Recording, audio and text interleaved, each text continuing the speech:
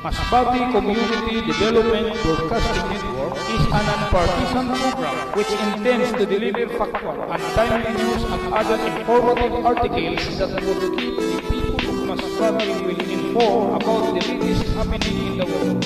MCDBN. Ang MCDBN ay binubuo ng mga batikang mamamahayan mula sa Masbate Trimedia Club upang maghatid ng mga sariwang opinyon at balita sa loob at labas ng bansa. MCDBN, kasama sa mga pangunahing layunin nito, naabutin ang mga Masbateñong naninirahan sa anumang sulok ng daigdig para ipaglaban ang kanilang likas na karapatan.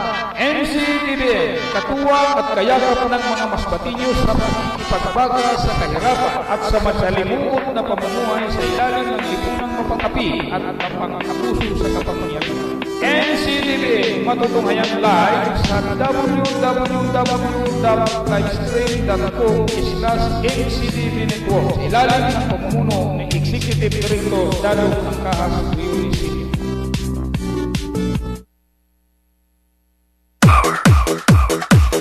Kakampi, kaibigan, at kabalikat ng mamamayan. Paryun, ngayon. DJ P-Walk.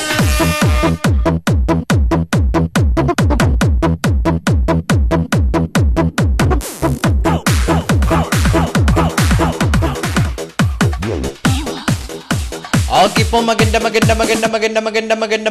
umaga po sa inyong lahat mga iganda.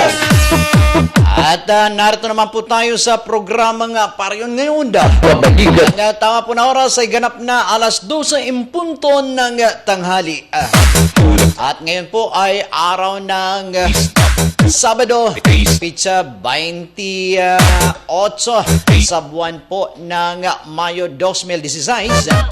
Ang bumubuo ng Masbate Community Development Broadcasting Network, our proud member ng KBP, Gabisamar Broadcaster ng Pilipinas. Kaibigan at kabalik. At siyempre mga kaibigan, ating pong makakasama mamaya si Police Chief Inspector Ariel Diniri, ang OIC Chief of Police sa bayan naman ng Balod, upang ikangay magbigay sa atin ang maghatid ng kaalaman kaugnay nga po dito sa pagkabaril sa isang teacher.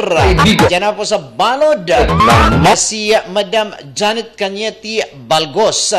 Siya po ay 36 na taong gulang, may asawa at residente ng Barangay Victory, Balod, Masbate. At nangyari po ito noong May 23, 2016, ganap na 9:00 ng gabi. At siyempre po, atin munang babatiin niya po mga kaibigan po natin. Kakampi, kaibigan, at kabalikat ng mamamayan. Mula naman po dyan sa Ticao, Burias, at dito naman po sa Mainland, Masbate. Marhay nga hapon sa tuyang, marhay nga hapon na palang umaga. Sa tuyang mga amigo kairiba kaga mga parientes digda sa Camarines Sur, Camarines Norte, Cabirian, Ligao, Albay. At maging dyan po naman sa Dunsol, Pilar, Castillo, Eruzen, Bulan, Matnog at Sorsogon. May maupay nga hapon at ng mga patod kasangkanya diya sa Eastern, Western, o Northern Samara, Alin, Oga, Calbayog City. At siyempre kagabi po ang ang huling binuksan na COC sa National na tali naman sa loob ng Kongreso. Ang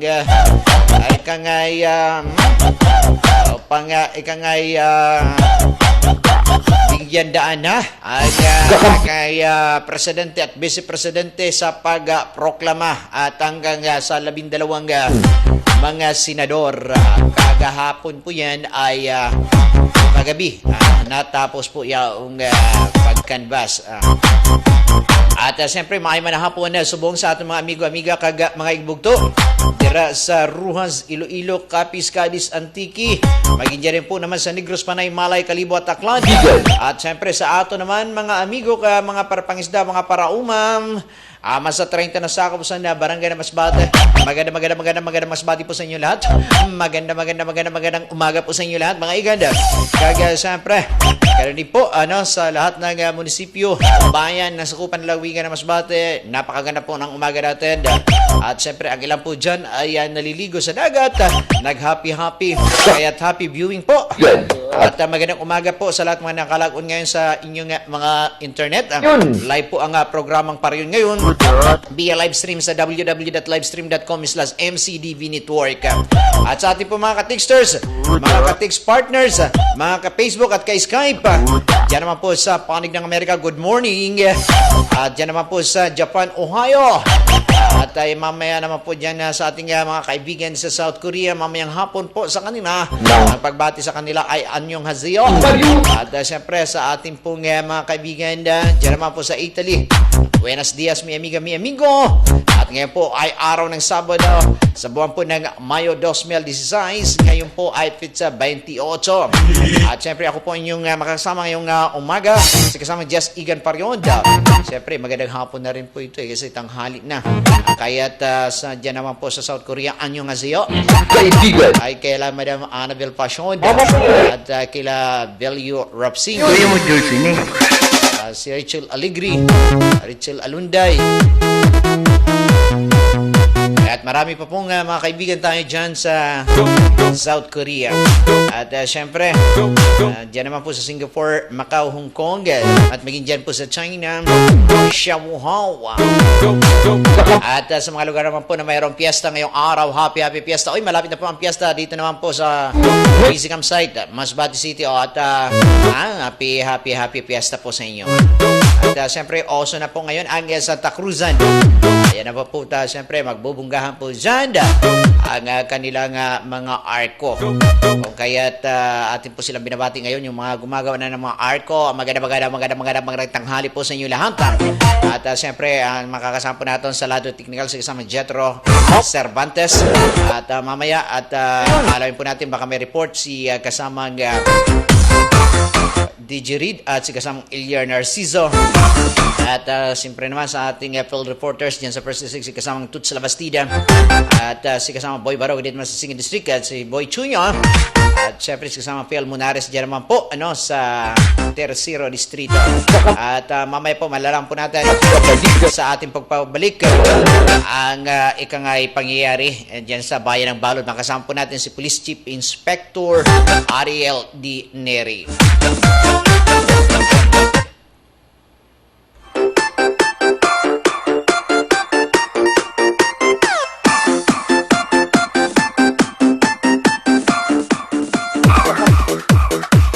Kakampi, kaibigan, at kabalikat ng mamamayan. Paryon, ngayon.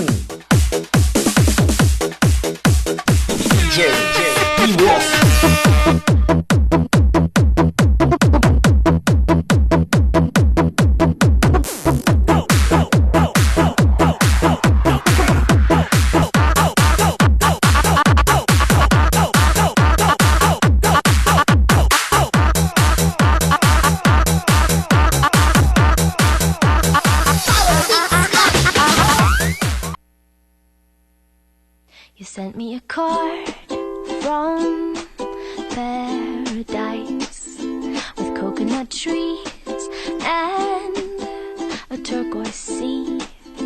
A nice little note that closed with X's and O's. A sweet little tease from you to me. You bring me the sunshine. Bring me the sun.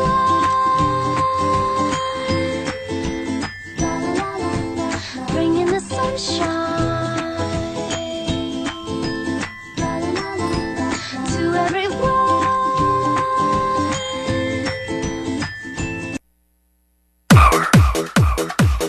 Kakampi, kaibigan, at kabalikat ng mamamayan. Paryon, ngayon.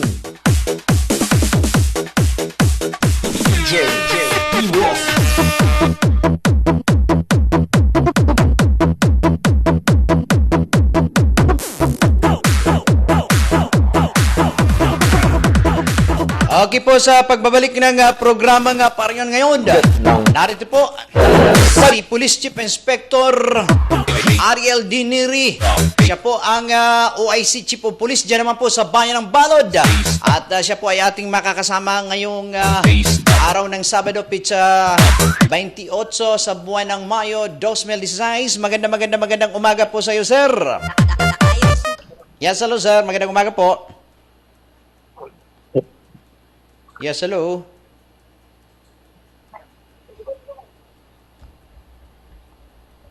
Medyo may problema lang konti sa ikangay sa linya at syempre babalikan po natin mga kaibigan. Yes, hello, sir. Good morning. Hello. Hello sir, good morning sir. Yes, hello po. Good morning, sir. At live po tayo ngayon dito sa programa nga Paryon ngayon. Via live stream sa www.livestream.com/MCDV Network. At siyempre, ako po mga nakalagon ngayon sa inyong mga internet. Maaari nyo po kaming makikita via live stream. At siyempre sa Facebook naman, maaari nyo kaming i-add or maaari nyo pong makita din sa MCDBN Masbate. At maaari nyo kayong mag-subscribe sa aming YouTube channel sa MCDBN Masbate. At siyempre, ang landline po namin ay 3333-0517. At maaari nyo kayong mag-text or tumawag sa aming hotline sa 0996-81-50976. O maaari nyo kayong mag-email sa amin via mcdvn.2016@gmail.com. At maaari kayong pumunta dito sa aming tanggapan sa Banggahan Road, Purok 6, Barangay Nursery, Masbate City. At narito na nga po ang hippie ng bayan ng Balod na si Police Chief Inspector Ariel Dinere. Magandang tanghali po sa iyo, sir. Magandang tanghali din po sir. Opo, at sir, ngayon po ay nagpasalamat na po kami sa iyo at dahil nga po pinaunlakan niyo po kami upang ikangay bigyang kaalaman itong ating po mga kababayan na saan mang dako ng mundo naroon, mga Masbateño at hindi lang po Masbateño, bagkus datapwat, ayaw po nga mga departamento ng bawat ahensya ng pamahalaan, mapalokal man, national at international upang ikangay malaman kung ano po ang nangyayari. Lalo pat mga kaibigan, ang bayan po ng Balod ay ito po ay meron po nga na Second Boracay, yung pong palani, at maaari nyo pong puntahan at maaari nyo pong bisitahin. Bagos na tapat malalaman po natin yan, sa ikang isang masusunod at hanggang mamaya malalaman din natin kay Chief. At unahin po muna natin, alamin kay Chief Neri, itong nangyari kay Madam Janet Cañete Balgos, ay isa pong teacher na binaril noong Mayo 23, 2016, bandang alas 9 ng gabi. Sir, magandang tanghali po sa iyo. Magandang tanghali din po sir at sa mga nakikinig natin sir. Opo, sir, live po tayo at napapanood tayo worldwide at siyempre live po tayo dito sa internet at makita po yan via www.livestream.com/MCDV Network. At marami yung nanonood tayo sa ibang bansa, sa mga dako ng mundo, tayo po ay abot kamay po nila dahil nga po dito sa mas pinalawak na komunikasyon sa pamagitan po ng streaming o itong internet connection. Kaya ngayon po sir, maaari po namin malaman kung ano po itong nangyari na ikangay pamamaril, kung ano na po ang status nitong si Madam Janet Balgos. Yung insidente po sir na kung saan ang biktima po sir ay isang guro na si Miss Janet Balgos, 36 anyos, na nangyari po sa Barangay Sampal sir, bandang alas 7 ng gabi noong 23 ng buwan ng Mayo po sir. At sir, ano naman po ang naging kalagayan sa ngayon nitong si Madam Janet Balgos? Sa ngayon sir, base sa follow-up investigation natin sir na ginawa natin sa Provincial Health Officer, sa ngayon sir, stable naman sir yung kalagayan ng biktima at hinihintay na lang natin na makausap siya ng masinsinan sir para malaman natin, ma-determine natin yung pinakamotibo doon sa nangyaring insidente sir. Sir, dito po sa ikangay nangyari kay Miss Janet Balgos, ano po, meron na ba kayong lead? Pera po sa kanyang ikangay personal na ikangay pagkuha nyo ng mga data or datos para naman sa ikangay pagkakilanlan ng suspect ay meron po sa sarili niyong investigasyon at ikangay unakuhan yung mga datos sa lugar na pinangyarihan na meron na pa kayong lead dito sa suspect? So sa ngayon sir, base nga po sir sa follow-up investigation natin sir, meron na tayong pwedeng makuha testigo sir at pinaplansya na lang po natin sir yung magiging testigo natin para maka-extract tayo ng informasyon. May mga tinitingnan kami dito ngayon sir na mga anggulo. Una sir, kung related ba ito sa eleksyon. Pangalawa, yung nangyaring insidente banda alas 9 ng gabi sa Barangay Sampad noong Pista 23. Tinitingnan rin namin isang anggulo sir, baka ang purpose noon o motibo noon is robbery hold up. So wala pa, hindi pa namin sir ma-disclose sir yung pinakamotibo sir kasi patuloy pa yung follow-up investigation namin dito sir. At saka yung biktima mismo sir, yung biktima mismo sir at saka yung tatay niya nakausap namin pagkatapos na maano yung operasyon, doon kami magpapalap ulit sa kanila sa pag-imbestiga sir. Apo. Ito sir itong si Miss Janet Valgos, may asawa po ito, may mga anak?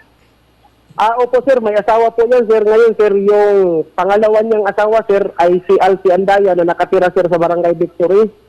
Dito po sa munisipyo ng Balod. Apa. So yung asawa niya kayo sir, yung kinakasama niya ngayon ay pangalawang asawa niya po sir, na si Alfie Andaya. At So nakatira po sila ngayon sa Barangay Victory sir. Opo, so nangyari ito sa Barangay Sampad. Barangay Sampad sir, more or less 12 kilometers away from the town proper o Balod. Interior barangay po ito sir, interior barangay. Si Janet Valgos ay nag-serve po ba ito nung election day? Opo sir, base sa record na nakuha natin sir at sa record ng COMELEC, record namin sir, yes, siya po sir ay chairman ng mga BEI sa nasabing barangay, Barangay Victory. So doon po siya nag-serve. Apo. Yes sir. Kaya siguro hindi mawawala sa ikangay inyong sa investigasyon na hindi ito iwawalay dun po yung issue na posibleng may kinalaman ito sa nagdaang eleksyon or robbery. Paglilinaw lang po sir. O baka may kinalaman po sa robbery. Opo sir. Apa. Yun sir, ang tinitingnan natin na anggulo sir, na dalawang anggulo. Una, yung posibilidad sir na baka robbery hold up yun. Pangalawa, yung sa tungkol sa election sir. Sa bagay, sa ngayon sir, hindi pa namin ma-disclose. Dahilan na wala pa tayong konkretong ebidensya sir na pwede nating i-connect doon sir sa election sir. Papa. Sir, para na lang sa kalinawan po ng mga nakikinig at nanonood po sa atin, ano po ba yung nangyari doon? Galing ba siya sa kanila saan ba siya nanggaling? At anong sinasakyan niya o bakit andun siya sa lugar na yon na samantalang siya ay taga Victory at sa Sampad nangyari? Opo sir, ganito po sir ang nangyari sir. Opo. Bago nangyari yung incident sir, base na rin sa initial investigation natin sir doon sa kinakasama niya sir na si Alfie Andaya. Nagkaroon daw po sila sir ng medyo hindi pagkaintindihan. Sa madaling sabi sir, medyo nag-away sila.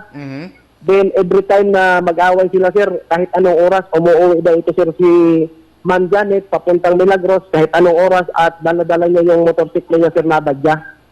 So nagmumotor din itong si Madam Janet Valgos. Opo sir, yun sir ang ng investigasyon natin sir kasi nung mag-follow up kagad tayo sir sa investigasyon doon sa pinangyarihan, na-recover natin sir yung motorsiklo sir na Kawasaki badya. Doon mismo sa crime scene. Opo sir, doon sa pinangyarihan sir sa Barangay Sampad. Ano pong nakuhang may nakuha po tayong empty shells doon sa crime scene?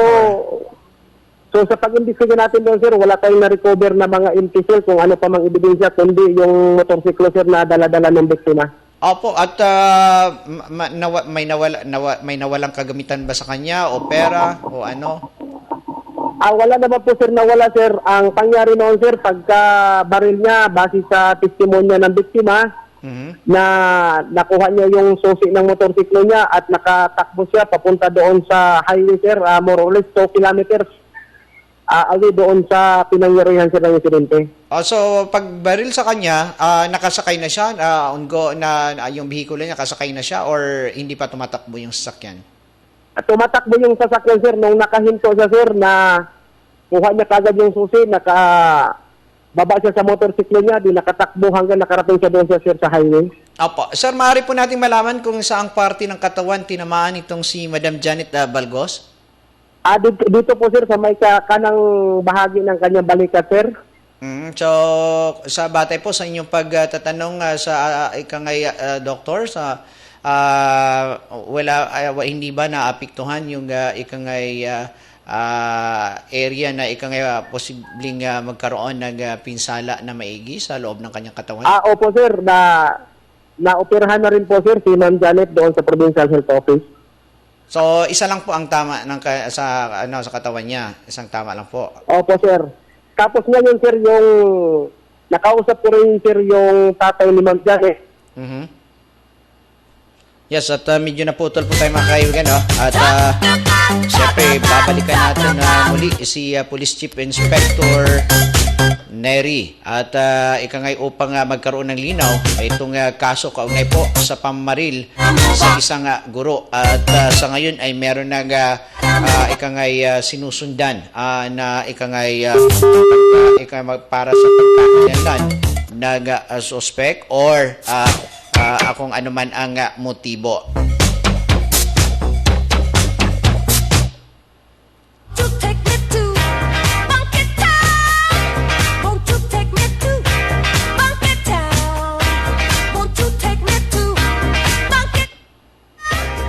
At siyempre, mga kaibigan, at bago natin balikan si Police Chief Inspector Neri, ay yaon na pagdaan natin na dyan naman sa cruising ay hindi pa rin po nagagalaw. Yaon pong daan, babalikan po natin yan mamaya pagkatapos nitong interview natin kay Police Chief Inspector Neri.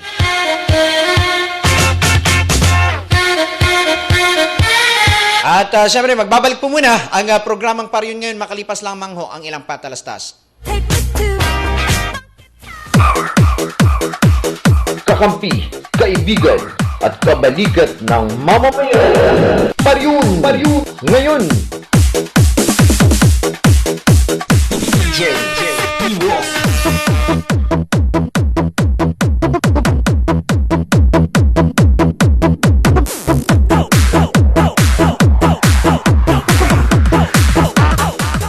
Yes, okay po mga kaibigan. At muli po nating makakasama si Police Chief Inspector Ariel Dineri. Yes, hello sir.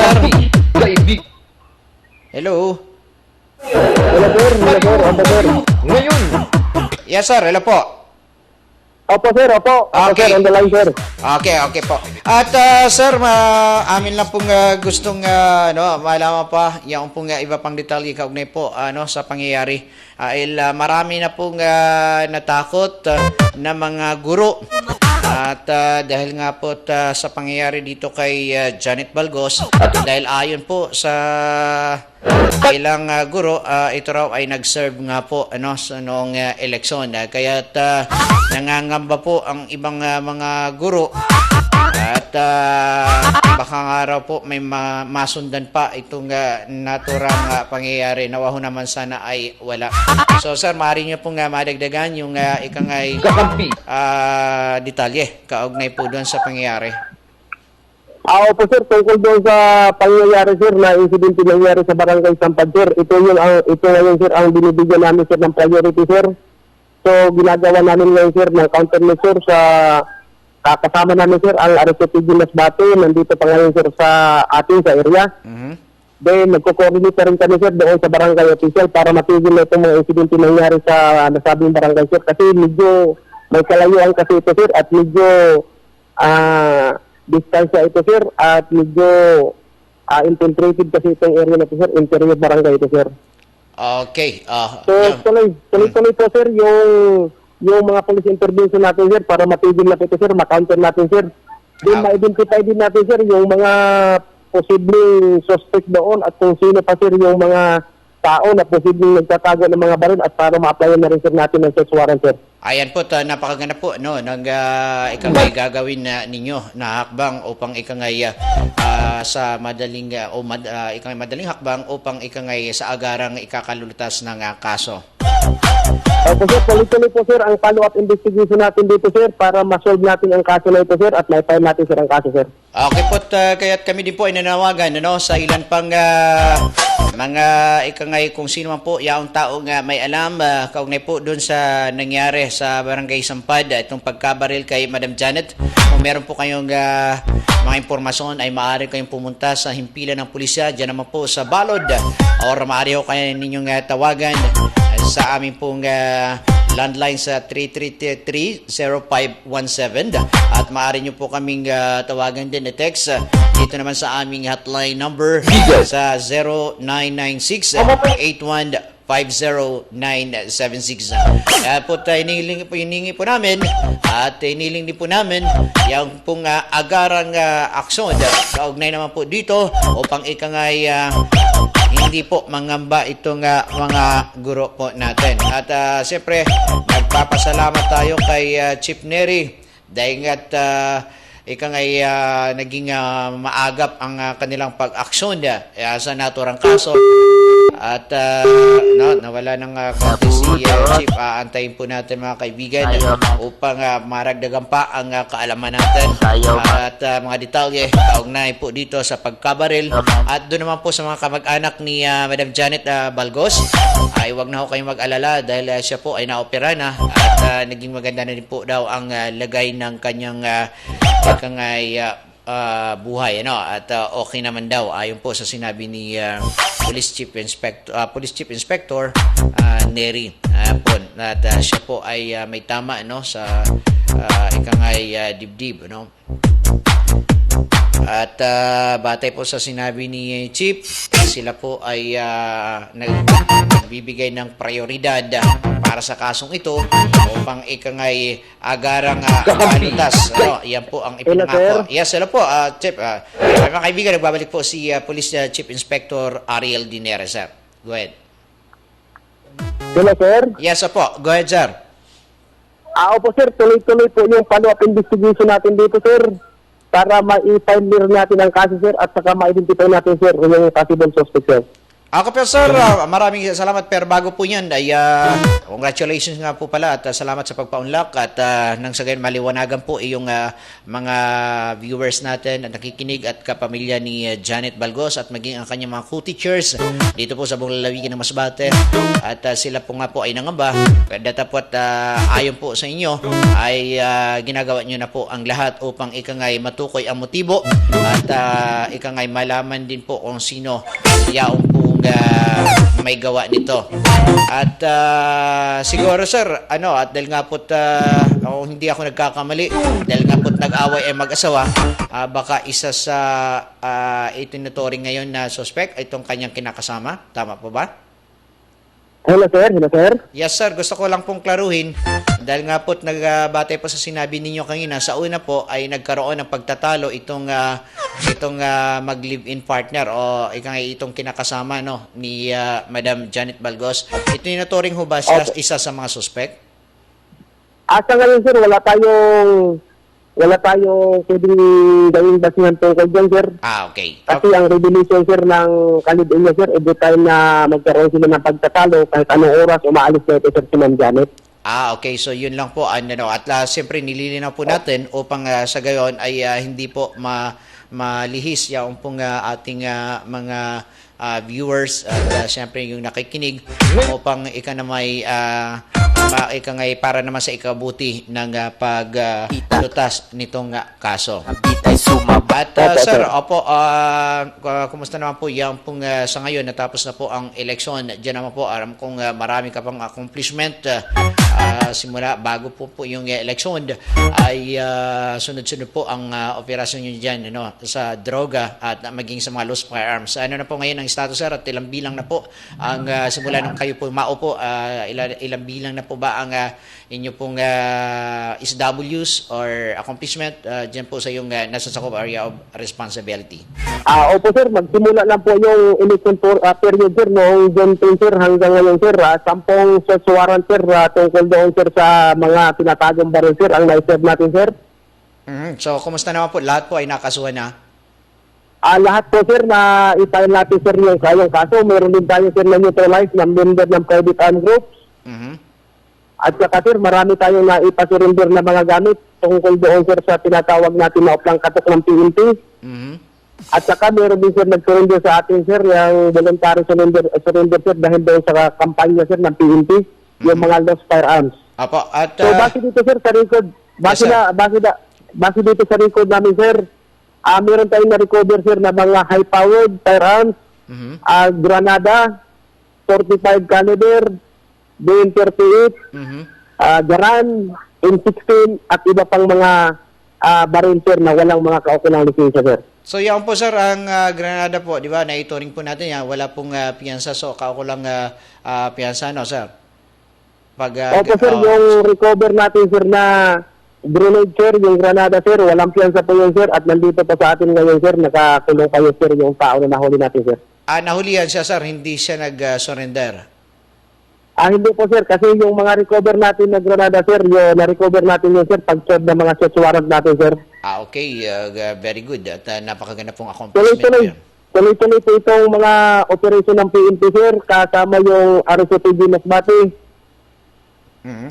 At kaugnay naman po sa drug-related ano po dyan, yung mga incidents or ikangay accomplishment din po ninyo dyan po sa ikangay walis nitong droga na yung President no, na si Rodrigo Digong Duterte, ayun po ang kanyang kampanya nung bago pa man magsimula ang kampanyahan ay yun na ang pinakamaugong na isa sa mga kanyang uunahin prioridad sa loob ng 3 hanggang 6 na buwan.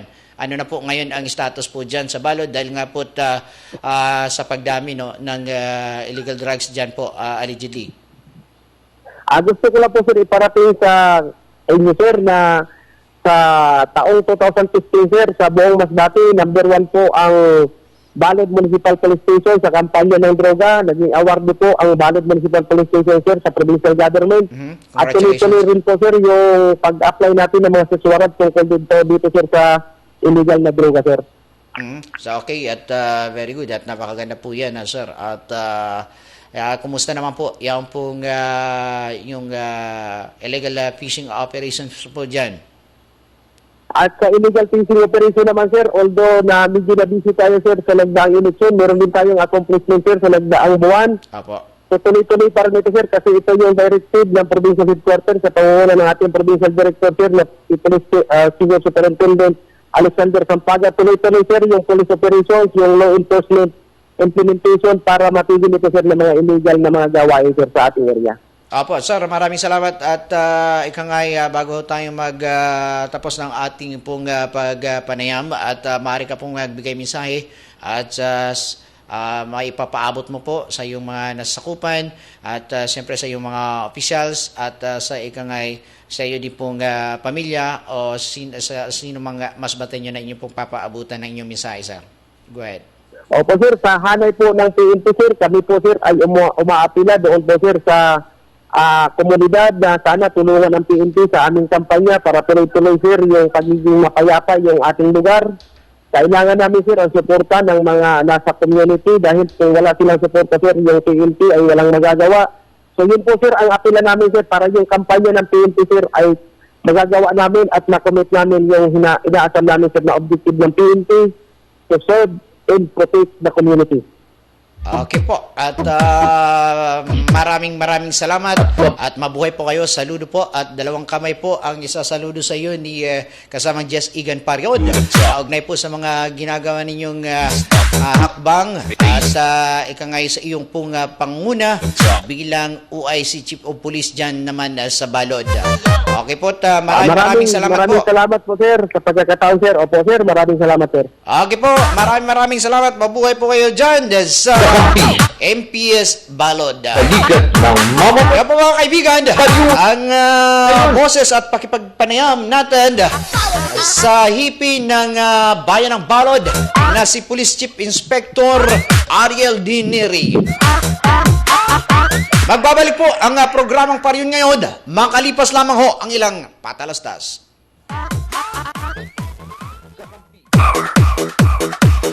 Kakampi, kaibigan, at kabalikat ng mamamayan. Pariyon, ngayon.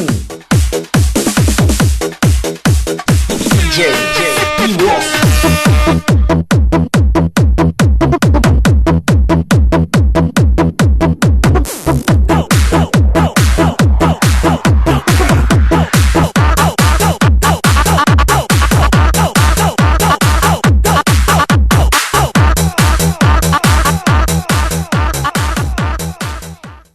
card from paradise with coconut trees and a turquoise sea.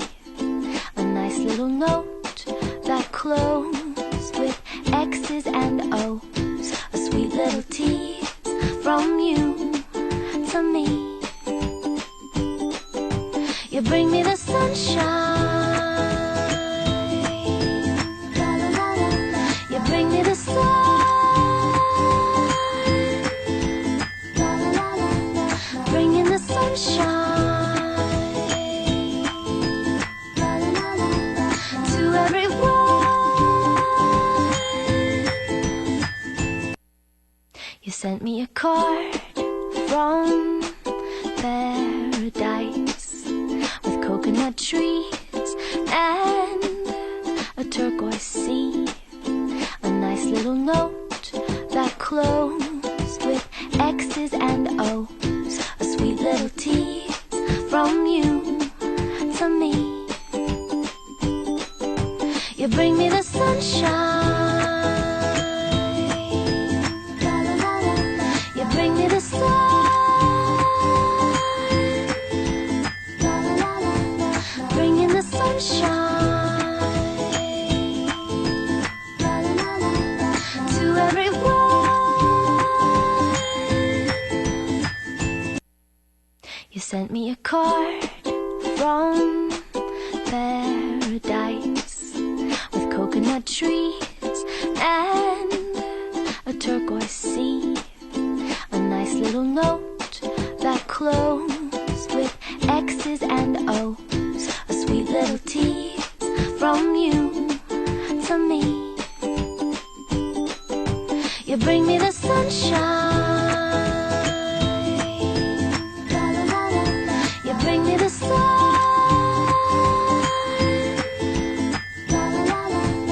Bring in the sunshine to everyone. You sent me a card from paradise with coconut trees and a turquoise sea. A nice little note that closed with X's and O's. A sweet little tease from you to me. You bring me the sunshine. You bring me the sun.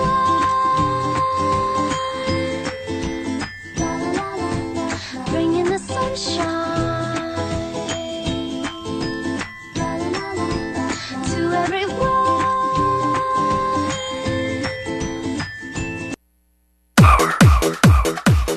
Kakampi, kaibigan, at kabalikat ng mamamayan. Paryun, ngayon.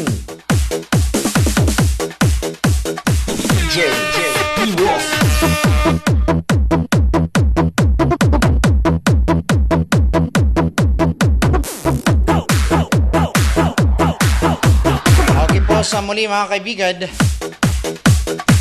sa pagbabalik ng programa nga Paryon ngayon, at ako pa rin po ang inyong makakasama, si kasamang Jess Igan Paryon, at siyempre si kasamang Jetro Cervantes, at kasamang Nolan Mendoza, at siyempre ang pong marketing director si Mitch School, at ang aming pong president at general manager ng MCDVED ay walang bago na si Mr. Dadong Dos Cantos Angkahas Briones Sr. Katawan na igalaw. At sa ngayon po mga kaibigan ay magpapasok na. At syempre naman, alam kong nag-prepare na para sa Brigada Eskwela o Balik Eskwela ang ating po mga guro na paalamin po natin yan sa Secretary General ng AK Bicol. Si kasamang Benny Almanzor. Paalamin po natin ang kaugnay po sa Quito 12 at iba pang kaalaman, kaugnay naman po pasukan sa eskwelahan. Ng mamamayan. Pariyun ngayon.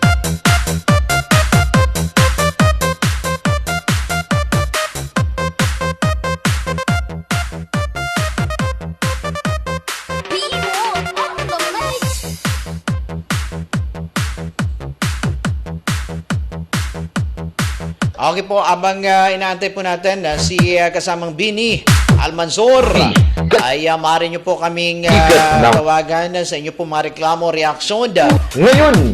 at suwestyon dito naman po sa aming telepono 3333-0517 at dito naman po sa aming Globe hotline ay 099-68-1509-769. At syempre po mga kaibigan, abangan po natin yung pong ating makakapanayam si kasama Benny, ang siyang Secretary General ng AK Bicol, ng Alliance of Concerned Teachers Bicol.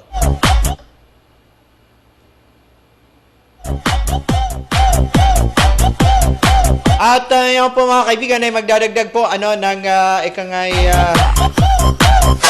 generator set ang DMCI Power Corporation. At ayan po, nabasa po natin kahapon ang kanilang pong press release.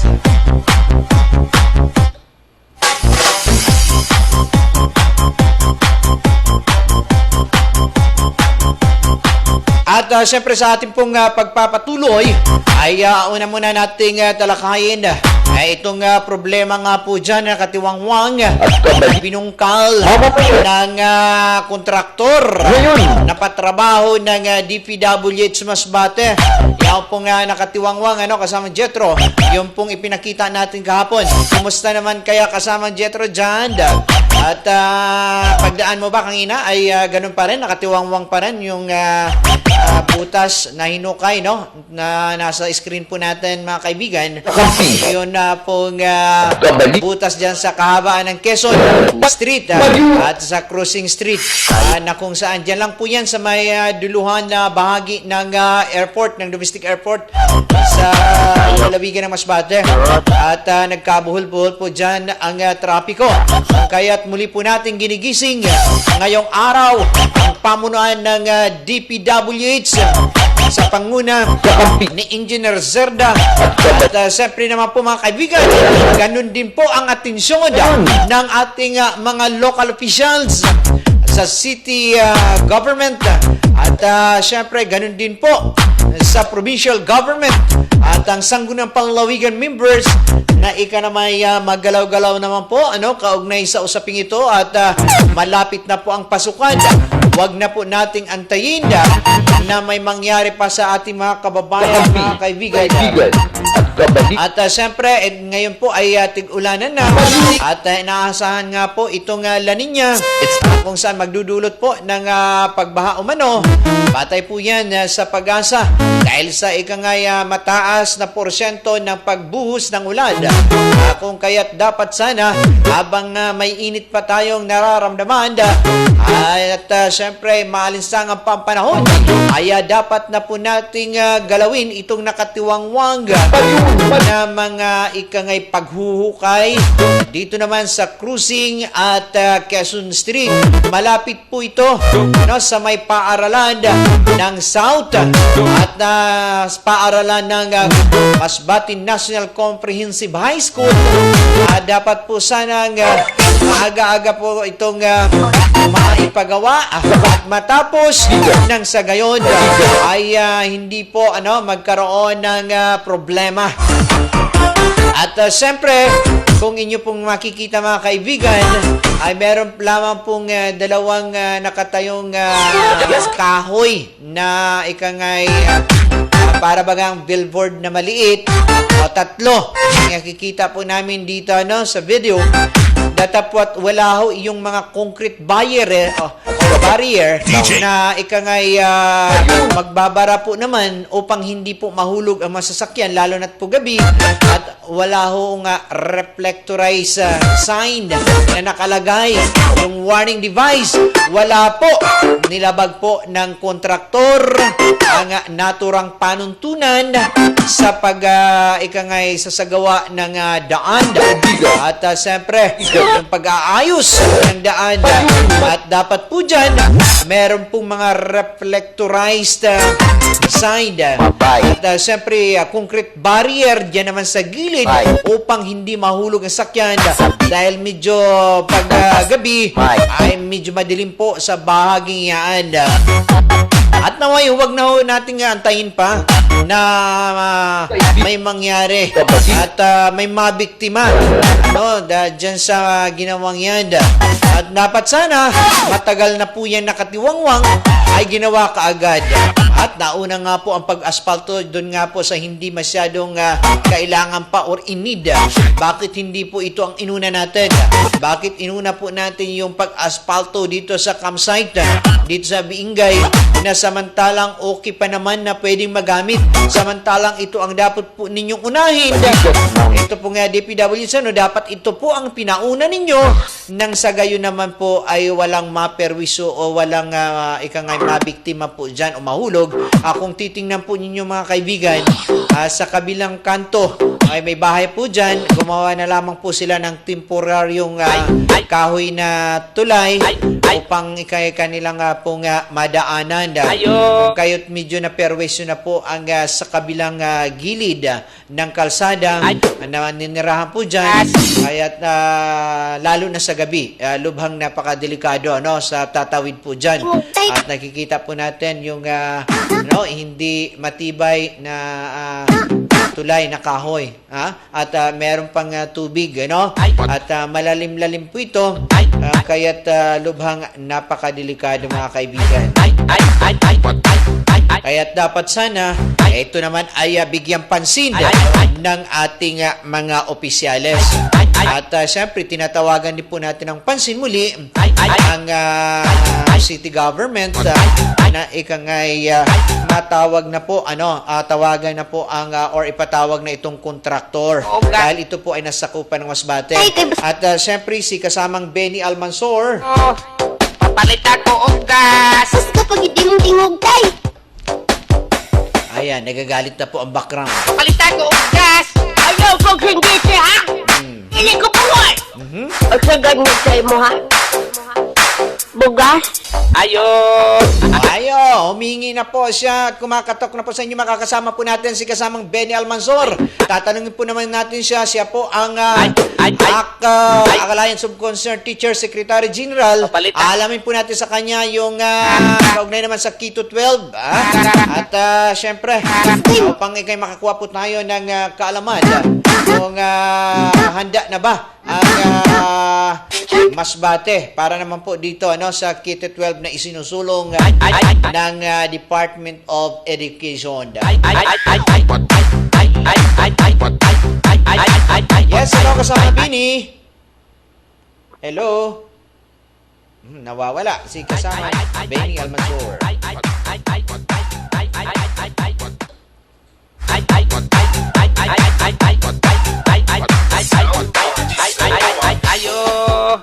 Papalit ako og gas. Kusgay mong tingog tayo kay basig bungol na. Papalit ako og gas. Okay po mga kaibigan, at ang tama po na oras ay ganap na alas 12:46 ng hapon. At siyempre po, ako ang inyong nakakasama, si kasama Jess Igan Parion. Jet na tuloy ang natatawag ko. At siyempre po mga kaibigan, maaari po kayong maaari po kayong manood ng aming mga video up. Narito po si kasamang Benny Almansor. Yes, hello, kasamang Bini. Okay, kasamang Jess. Yes, opo. Alamin lang po namin ang kaugnay naman po dito sa Quito 12 upang mabigyan naman po ng konting kaalaman ang ating po mga kababayang Masbateño kaugnay po sa usaping Quito 12 dito naman po sa Masbate bilang pong Alliance of Concerned Teachers Secretary General sa Kabuhang Bicol.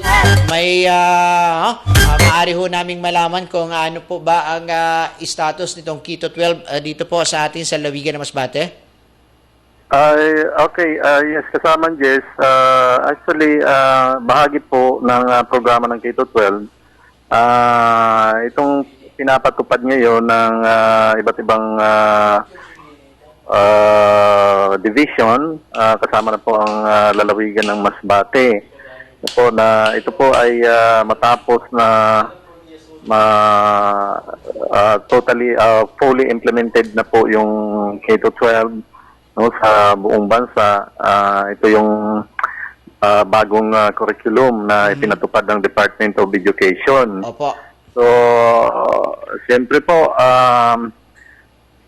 sa bahagi po ng Department of Education ay ipinapatupad ito, no?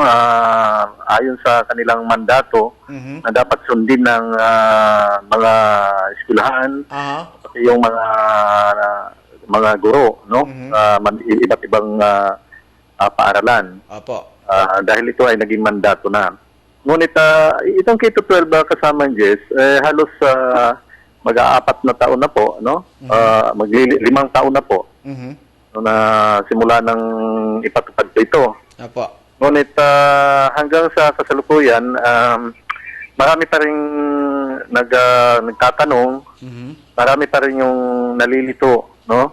Doon sa kahandaan. Actually, yung Department of Education sinasabing wag nang pansinin ang mga problema. Opo. No? Kailangan lamang na ipatupad at sundin. Ngunit taliwas naman ito po sa nangyayari sa realidad dahil nagtatanong din yung mga guro, nagtatanong din yung mga magulang doon sa kahandaan. Opo. Actually, ngayon kasamang Jess, makikita natin na marami pa rin hindi natatapos ng mga buildings intended for senior high school na kung saan ngayong taon na mag-uumpisa na po yung klase sa senior high school, yung mga batang naabutan na po ng ganitong programa. So, aabutan pa sila ng 2 taon bago makapagtapos ng high school. Opo. No, kasama Jess. Opo. So, kasama Vinny at yan po nasabi mo, ilang porsyento naman po ang mapupuntang senior high school naman sa ikangay itong pribadong eskwelahan at ilang porsyento naman ang mapupunta sa pampublikong paaralan? Ayon mismo sa Department of Education ay inamin mismo na magkakaroon lamang ng mga mahigit 60% yung ma-accommodate ng government or public schools, no? So the remaining 40,000 and the rest maaring mapupunta sa private schools at ang iba marahil ay hindi talaga kaya makapag-aral. So malamang na magkakaroon pa rin ng massive dropout, no? Marami pa rin hindi makapagpatuloy sa pag-aaral. Dahil nga nakikita na sa kakulangan o wala pang kahandaan, yung pinaka-option nila ay pupunta ng private. Paano namang yung mga walang pera na yung inaasahan talaga na dapat mapunta sa mga public schools para ito po nga ay mandato mismo ayon sa atong constitution na libre ang tuition fee at walang gastusin. Subalit dahil nga na nakikita sa ayon pa sa mga magulang, wala silang nakikita pang konkretong katibayan na ito ay malalagay sa tama, no? Yung pag-aaral ng mga bata.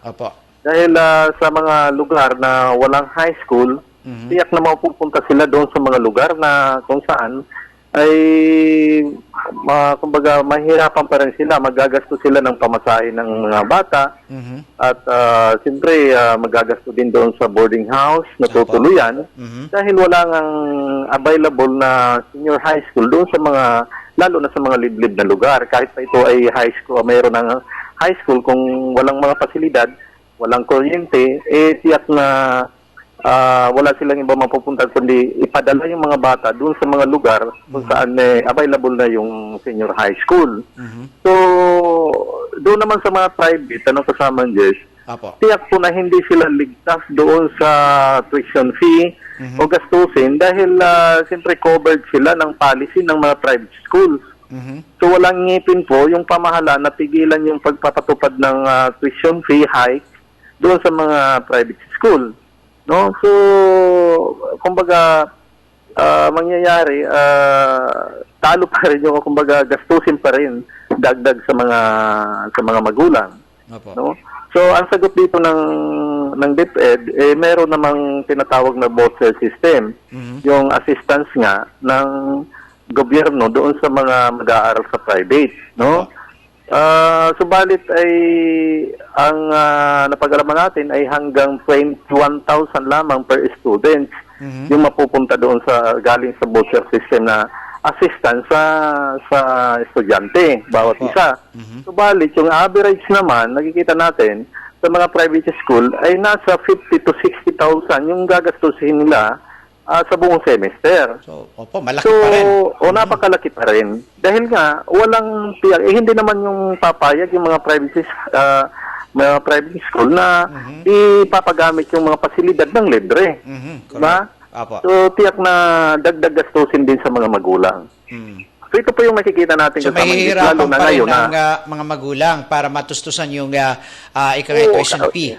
Yes, kailangan pa rin. So, kung talaga yung intention, yung layunin ng K-12 na makapagbigay ng magandang ano bang tawag yan, yung makapag-aral ang mga bata ng libre, so yun po ang magiging sitwasyon, no? Apo. Dahil nga, hindi pa na nakapaghanda doon sa senior high school. So marami pa rin yung makikita natin, sa pag-iikot po natin, nakikita natin na marami pa rin yung nakabimbin na mga school buildings na hindi pa talaga natatapos. So, ang sagot po dito ng Department of Education, so kailangan na gamitin muna yung mga available facilities sa mga paaralan. Like yung mga hindi nagagamit na mga rooms, no? It's either elementary or high school. Gagamitin muna yan para for senior high school, no? Tapos yung mga materials naman ay palagi naman po sa karanasan ay palagi namang late dumarating, no? Apo. So sisikapin muna ng mga teachers na gamitin yung mga old curriculum o old learning materials para mapunan muna yung ang kakulangan ng mga materials para doon maipatupad yung K-12 program. Apo. Under curriculum under K-12 program. Apo. At kumusta naman po yung siyempre malapit na po ang pasukan. Ano naman po ang paghahanda ng Department of Education dito naman sa nalalapit na balik eskwela? Okay, kasama Jess, mayroon pong yung tinatawag na school sa maintenance week, no, or yung brigada eskwela.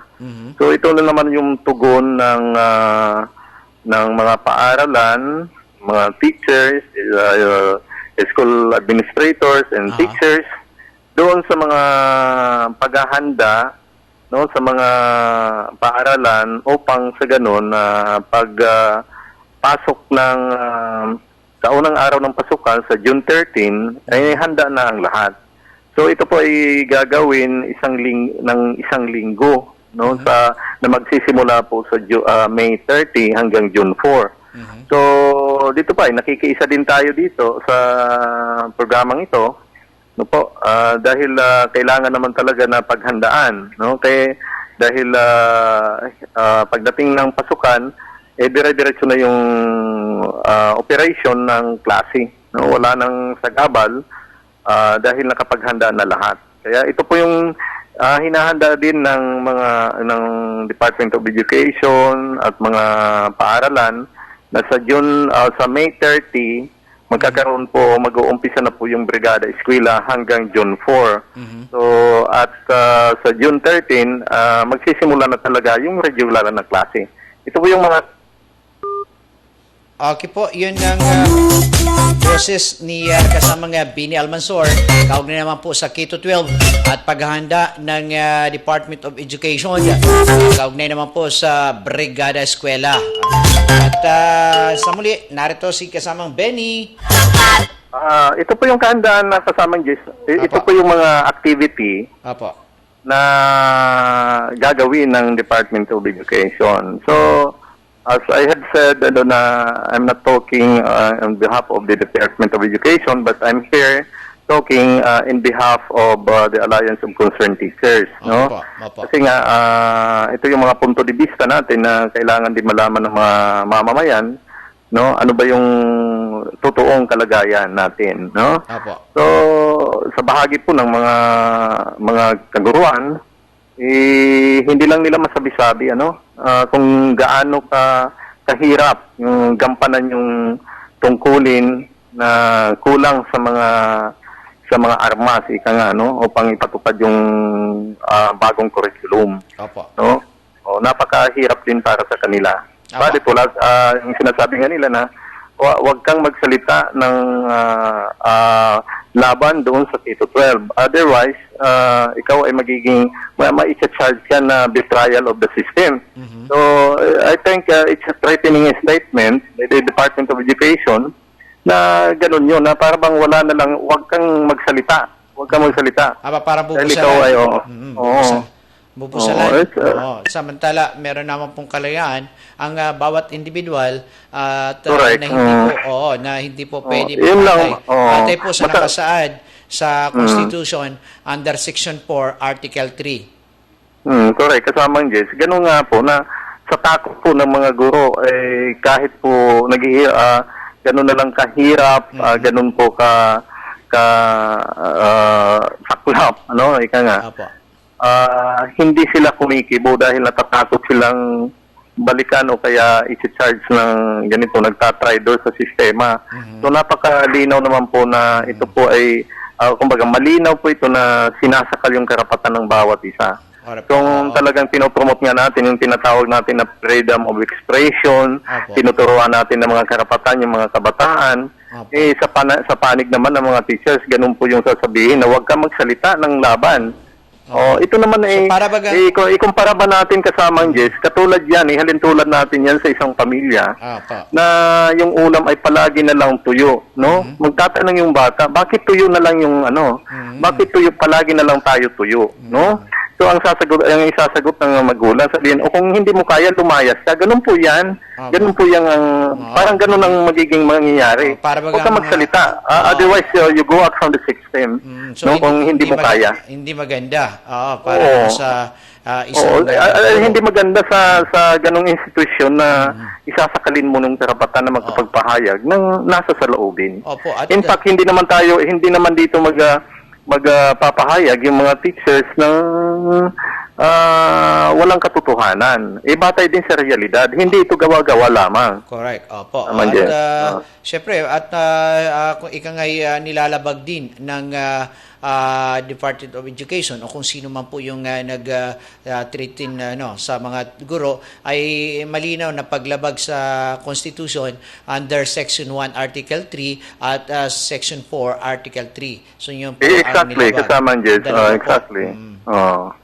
Ganun po. Yung no person shall be deprived of his life, liberty, or property without due process of law, nor shall any person be denied the equal protection of the law. At nakasaad po yan sa Section 1, Article 3. At sa Section 4, Article 3 naman, nakasaad po dyan na no law shall be passed abridging the freedom of expression or of the press or right of the people peaceably to assemble for redress of the government. Tama po. Tama po yan, kasamang Jess. Kaya naman, kami sa Alliance of Concerned Teachers ay pinag-aaralan din yung mga binibitiwang mga statement ng Department of Education kung kailangan ba magpa-apekto dito. So nakikita talaga natin na parang sinasakal din yung karapatan na makapagpahayag. In fact, kung ayaw sabihin ng mga kaguruan, yung mga magulang, ang negatibong pagtingin dito sa bagong programa, sila mismo inaamin yung mga kakulangan. So sila mismo, galing mismo sa kanila, yung pag-amin na yung mga negatibo, di ba? Yung sinasabi nila na, okay, admitted na hindi pa tapos yung nagkaroon ng failure yung construction ng mga buildings, kasi yung mga contractor kung ano-ano. Opo. So galing mismo sa kanila yung yung negatibong pananaw batay doon sa realidad o sa nakikita. Kaya lang yung sinasabi na wag mo itong sabihin. Kung ikaw ay teacher, wag mong sabihin yan dahil ikaw ay nagtatry doon sa sistema.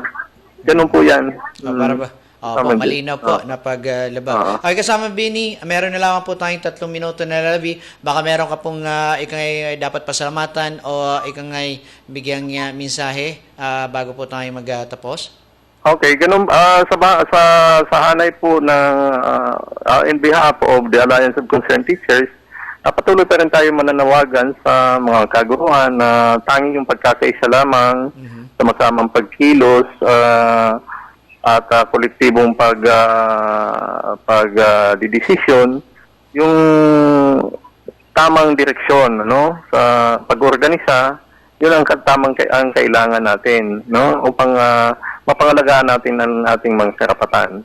At gusto ko na lang po samantalahin ang pagkakataong kasama yung pagpapasalamat natin sa lahat na tumulong at bumuto, nagbigay ng suporta doon sa kampanya natin na ipanalo muli yung ACT Teachers Party List. So, kasalukuyan po, nagkaroon na po tayo ng 2 representante sa Kongreso dahil po sa tumaas po ang bilang ng botong na kuha ng ACT Teachers Party List nung nakaraang eleksyon. So, in fact, umabot tayo ng 1.18 million na yun naman ang nagbigay ng qualification para makakuha tayo ng 2 seats sa Congress. At tiyak po na lalakas ang boses ng mga teachers sa pamamagitan ng 2 kinatawan natin sa Kongreso at muling may paglaban yung mga karapatan ng mga kaguruan at kanilang kagalingan. Tama, Jess. Okay po, maraming salamat po kasama Benny sa salamat. Kaugnay po sa K-12 at sa karapatan ng mga guro at maging sa mga estudyante. Maraming salamat po. Mabuhay. God bless. Okay po mga kaibigan, yun po si kasamang Benny Almansor at sila po ang ating nakasama, maging si Police Chief Inspector na si Ariel Neri at syempre po naliwanagan po tayo kung ano ba talaga ang nangyari kaugnay naman po sa pamaril sa ikangay guro dyan naman po sa bayan ng Balod at naging maganda naman po ang kalagayan at naoperahan na po itong si Madam Janet Cañete Balgos at kaibigan, inabot naman po tayo ng ating temporaryong pamahalaan. Bago po yan, binabati ko si Madam Belle Gomez ng magandang hapon. Siyempre si Madam Jenny Claire Adigi, magandang hapon din po. At andito si Ma'am Elenita de Leon, andito din po sa Masbate ng Bacasod. Madam Alita at Mardi Alita ba yan? Opo, at syempre po si Ma'am Meraluna Chu, Ma'am Dina Larusa at marami pang iba mga kaibigan ko pa hindi ko na po maisa-isa bukod sa ikangay mahigit na po tayo is 5,000 ating po mga kaibigan at hindi na po natin maisa-isa po dito at kung kaya't ay nagsasabing papaabot na lamang ng pasasalamat sa inyong pagtangkilik at maraming salamat po sa inyo at happy birthday nga po pala kay Benz Kasilihan. Happy birthday bro book. At syempre po mga kaibigan, ito po muli ang kasama ninyo ngayong araw si kasama Jess Igan Parionda ito po sa programang Parion ngayon at nakasama po natin sa lado teknikal si kasama Jetro Cervantes, siya po ang aming technical expert at si kasamang Nolan Mendoza at syempre ang po marketing director si Miss Mitch Cool at aming Presidente at General Manager ng MCDBN Network, ay walang iba kundi si Mr. Dadong Dos Cantos ang Kaas Briones. At syempre, parati nyo po kaming abangan at subaybayan sa Facebook page po namin sa MCDBN Masbate. At maaari po kayong mag-subscribe sa aming pong YouTube channel sa MCDBN Masbate. At parati nyo po kaming sundan sa aming po mga live programs, mga anchors dito po sa MCDBN sa pamagitan po pa ng pag-log in ninyo o log on sa www.livestream.com/MCDB Network. At sa inyo po mga suggestion, sa inyo po mga reaksyon, komento, at maaari po kayo mag-email sa mcdbn.2016@gmail.com at maaari po kayong tumawag sa telepono 333-0517 at maaari po kayong tumawag sa aming hotline number sa 099-68150976 or maaari po kayong pumunta dito sa aming tanggapan sa Manggahan Road, Purok 6, Barangay Nursery, Masbate City. At syempre, ako po ang inyong abang lingkod si kasama Jess Igan Parion na nagsasabing una sa lahat ay ang Diyos na makapangyarihan. God bless us all, God bless Masbate, at abangan po ninyo ang mga programang susunod sa programang ito dito po sa MCDBN.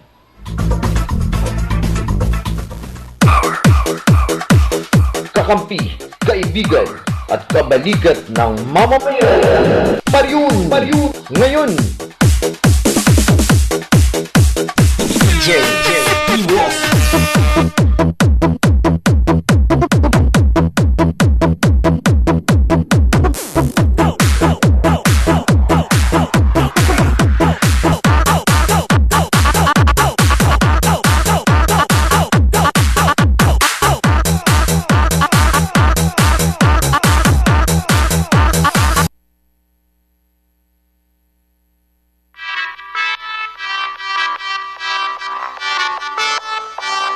MCDBN, Masbate Community Development Broadcasting Network, is a non-partisan program which intends to deliver factual and timely news and other informative articles that would keep the people of Masbate well informed about the latest happening in the world. MCDBN. Ang MCDBN ay binubuo ng mga batikang mamamahayan mula sa Masbate Trimedia Club upang maghatid ng mga sariwang opinyon at balita sa loob at labas ng bansa. MCDBN, kasama sa mga pangunahing layunin nito, naabutin ang mga Masbateñong naninirahan sa anumang sulok ng daigdig para ipaglaban ang kanilang likas na karapatan. MCDBN, katuwang at kayakap ng mga Masbateño sa pagbaga sa kahirapan at sa masalimuot na pamumuhay sa ilalim ng lipunang mapangapi at mapang-abuso sa kapangyarihan. MCDBN, matutunghayan live sa www.livestream.com/MCDB Network sa ilalim ng pamumuno ni Executive Director Dadong Angkahas Riolisi.